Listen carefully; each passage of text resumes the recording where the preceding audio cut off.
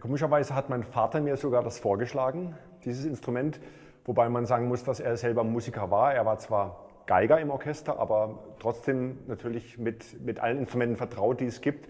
Und ich habe mit Klavier angefangen mit 10 Jahren und das hat mir nicht so richtig Spaß gemacht. Und dann hat mein Vater gesagt, probier mal was anderes, wie wäre es denn mit Schlagzeug? Und das ist dann doch auf mein Interesse gestoßen und so habe ich dann mit 13 angefangen, Schlagzeug zu lernen. Ja, man kann sie so grob einteilen in Fellinstrumente. Das wäre jetzt zum Beispiel hier die kleinen Trommeln, ein Vertreter davon. Dann gibt es Metallinstrumente, die Triangel, die Becken. Dann gibt es Holzinstrumente. Ist jetzt auch das Xylophon ein Vertreter davon durch die Holzplatten, aber es gibt auch Woodblocks, Holztrommeln, Peitsche zum Beispiel wäre auch aus Holz. Das sind so die Materialien, die wir haben.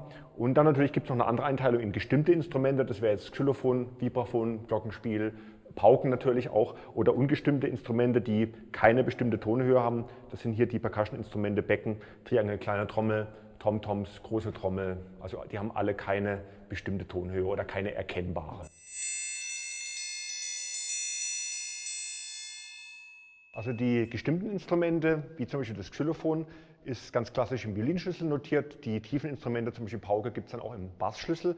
Aber für die Instrumente ohne bestimmte Tonhöhe ist es immer wieder unterschiedlich bei den verschiedenen Komponisten.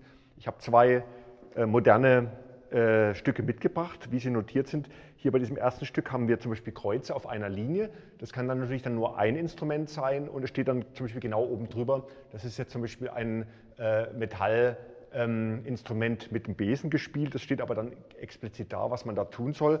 Es gibt aber auch moderne Komponisten, die es trotzdem wieder in das 5-Linien-System notieren, aber natürlich dann auch mit verschiedenen Tonhöhen arbeiten und sagen, auf der obersten Linie ist die kleine Trommel notiert und tiefer sind tiefere Instrumente, zum Beispiel Tom-Toms notiert.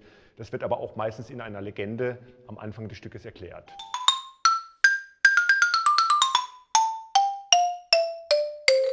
Das kann man sicherlich am besten mit der kleinen Trommel zeigen. Ich glaube, an Geschwindigkeit kann mich keiner überbieten.